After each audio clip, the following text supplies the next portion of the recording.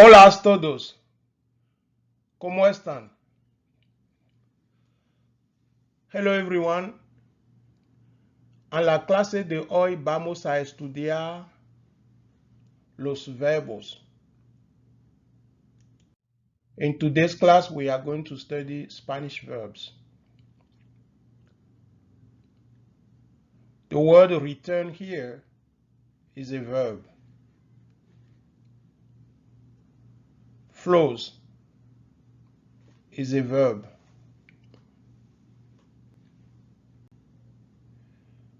Goes is a verb. Returns again is a verb.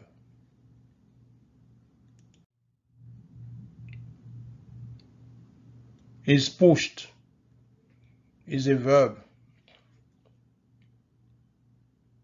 Allow is a verb. Separate is a verb. So we are going to study Spanish verbs today. We have studied los artículos, los sustantivos, los adjetivos, los pronombres, y hoy vamos a estudiar los verbos. These five are the variable part of speech. So estos cinco son las partes variables de la oración española. ¿Ok? Las partes variables de la oración española. They are the five variable part of speech of a Spanish sentence. The other four are the invariable one. So these don't go through any grammatical modification ever. But these five do. So that's why they are variable part of speech, and these are the non-variable or invariable part of speech. So verbs will be the last one of this first group.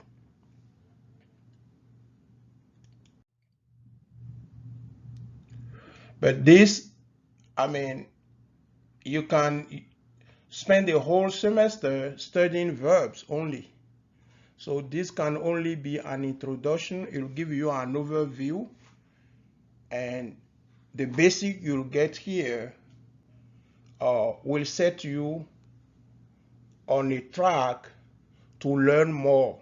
You'll have the basic, you'll have the different type of verbs and the different grammatical modifications they go through, and you'll have some examples.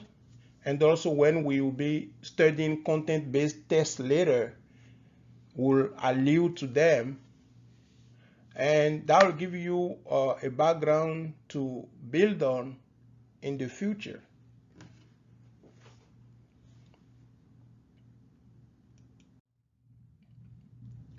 Well, just take a few moments to read the text on the screen.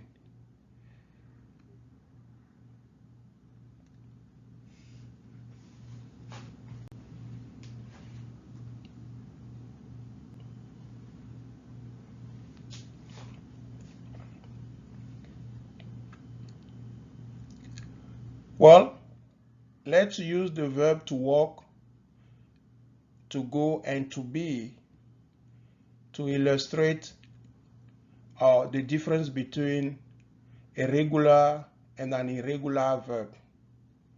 So Spanish, some of the Spanish verbs are regular, others are irregular. Just like in English, you have regular verb and irregular verbs. But let's use the verb to walk, to go, and to be, just to explain the concept of regularity. Okay, so here you have he walks, he walked, which is a simple past tense, and this is a present tense. Walking, which is a present participle. He is walking, present progressive.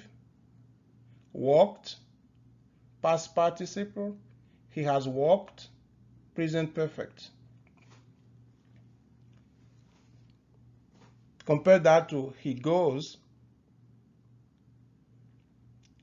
and in the past, he goes become he went.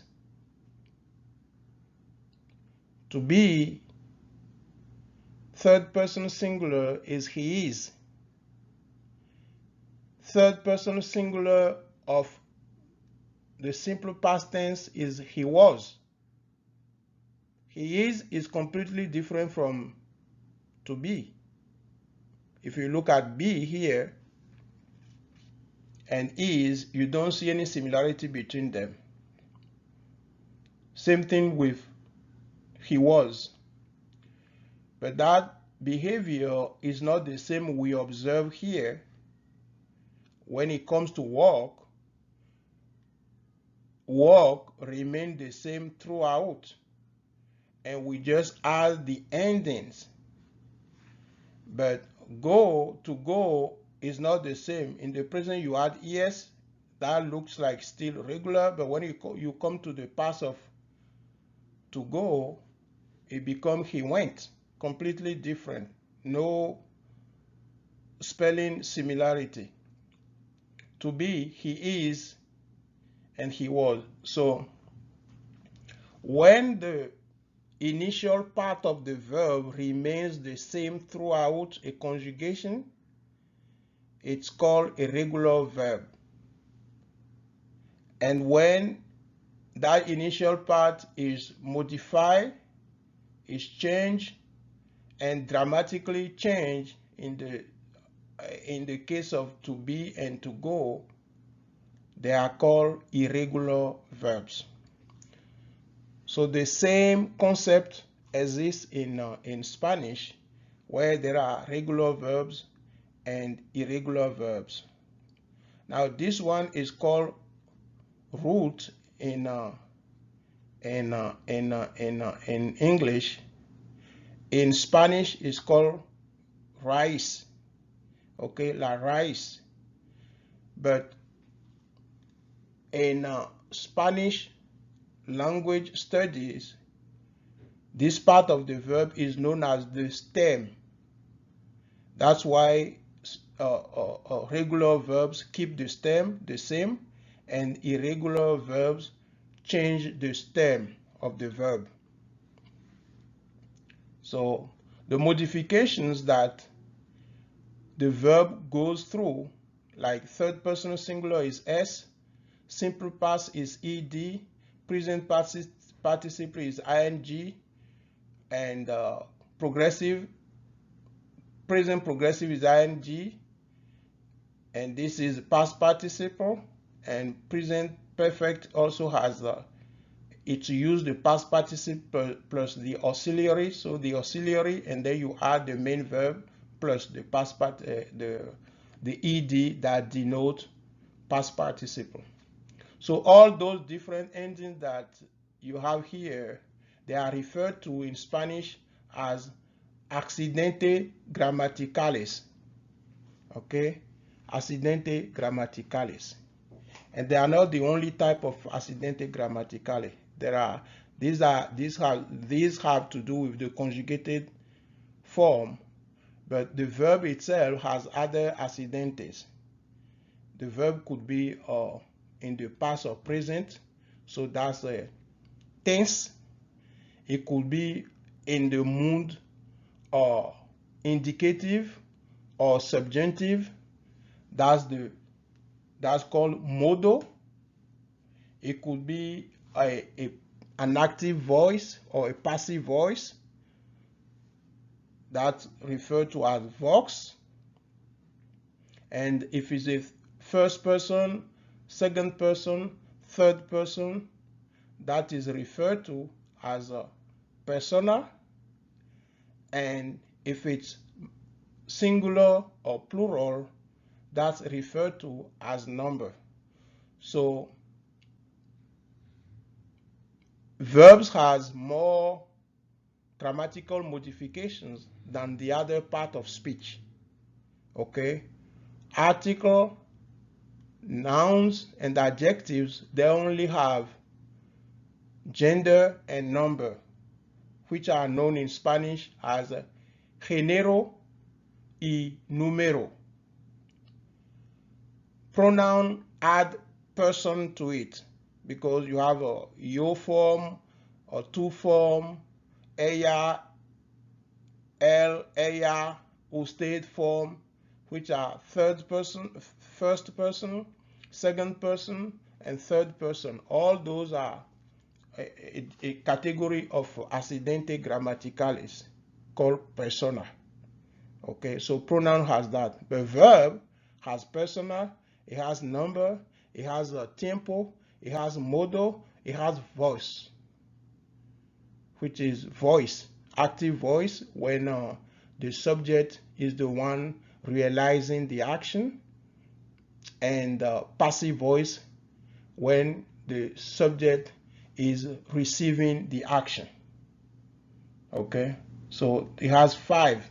There is another one, but it's not common. It's not when there is a sense of completion, like the action is completed.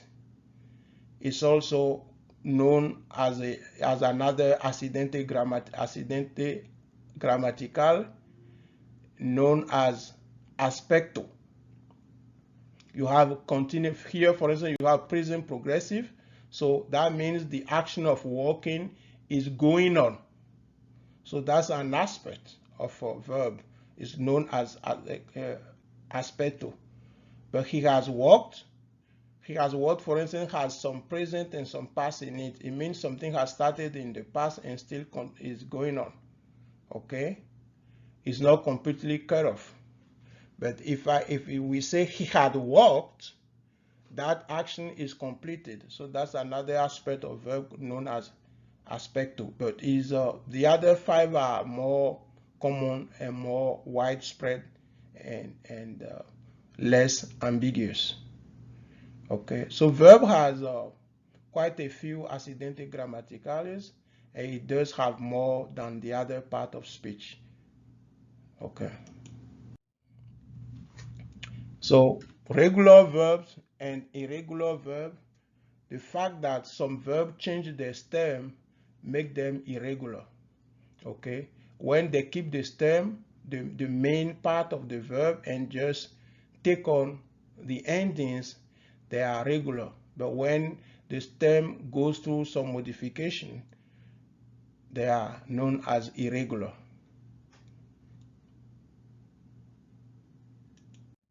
Okay. Now, beside the irregularity, there are 3 types of conjugation in Spanish. And those conjugations have to do with the endings of the verb. Los verbos de la primera conjugación terminan con AR. So the first group of verbs end in AR. Okay? AR. So in Spanish you have AR verb, ER verb, and IR verbs.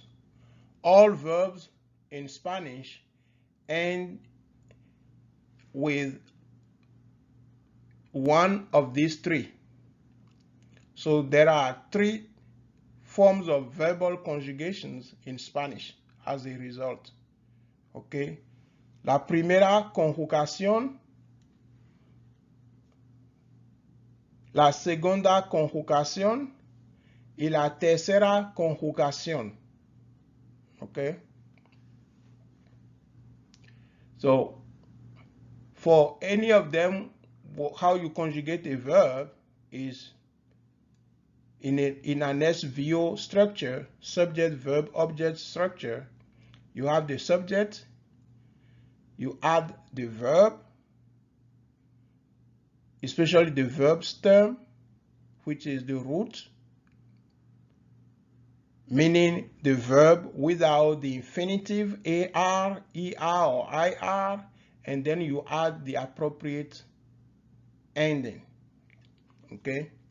If we take the verb Tomar, for instance, and we want to conjugate it at the first person, at the present tense, we'll take Tomar, we'll remove the AR, and we will add the appropriate ending. Okay? So the appropriate ending of irregular verbs that end in AR will be O for the yo form. The yo form is the first person singular, as we have seen when we were studying pronouns. O, and you see O here. O, anytime you hear O, the first thing you think about is first person singular. Okay? Now, in the past tense, you'll hear O for the third person singular. But if the tense and everything is current, then it's the first person singular. If I say yo hablo, you know it's the first person singular. Okay? Now, if it's verb ending in AR, the to form, which is the second person singular, is AS in English, which is AS or ASA in Spanish. ASA in Spanish. So if we're using the verb tomar, if I say yo tomo, your turn will be tú tomas, él toma, nosotros tomamos, vosotros tomáis, ellos, ellas, ustedes toman. ER verb is still O at the first person singular, but instead of ASA, we have ASA, which is ES. So it changes here. The good thing about the present tense of regular verbs is the ER and IR verbs take on the same ending. Okay? The ending you see here is almost the same here. For the first, second, and third person is the same. For the third person plural is the same. It's only the nous, the nosotros, and the vosotros form that are different between the verb ending with IR and the verb ending with ER. But the vosotros is not much used in the US or Latin America. So if you are not in Spain, you can forget about this one, okay? And just think of the nosotros and the ellos, ellas, ustedes for the plural part of the verb, of the conjugation. So you have the yo form, you have the ella, the el, ella, usted form, because the two is not common unless you are talking to a child. If you are in a pediatric or care business, you talk a lot to children. And if you are in a regular clinic where most adults visit, unless they are visiting with their children and you are taking care of the children, the two form, you might as well forget it and just use usted, because usted is formal, it's also polite. So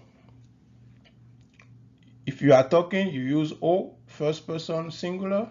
You are talking to one patient, then you know the verb you are using. If it's a regular verb, it will be R for AR verbs. It will be E and E for ER and IR verbs.